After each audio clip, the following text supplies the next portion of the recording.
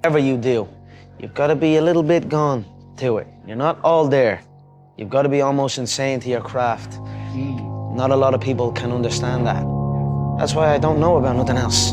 I do not pay attention to nothing else. There was games of football on yesterday, there was rugby, there was this, there was that. And like normal society is like, let's talk about this, and let's engage in this. And I can't do it, I just don't, people are talking to me and in my head I'm counting something. I'm counting up a number, or I'm knee deep in a sequence on the mat or on the feet.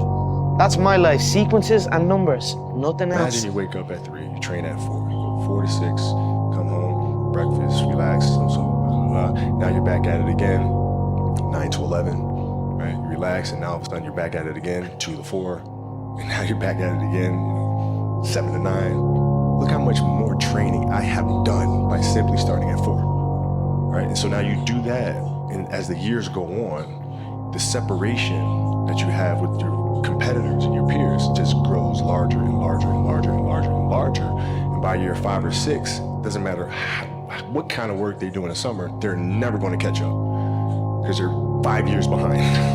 And so he was like, the only thing that you can do is win so big that all of them constantly compare themselves to you, and then you'll forget they exist.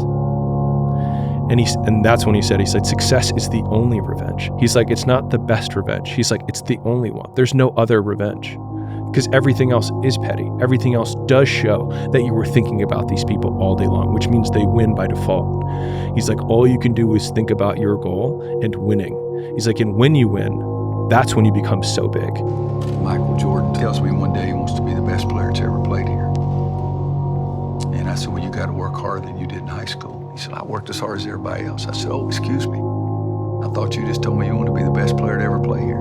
He said, I'm going to show you. Nobody will ever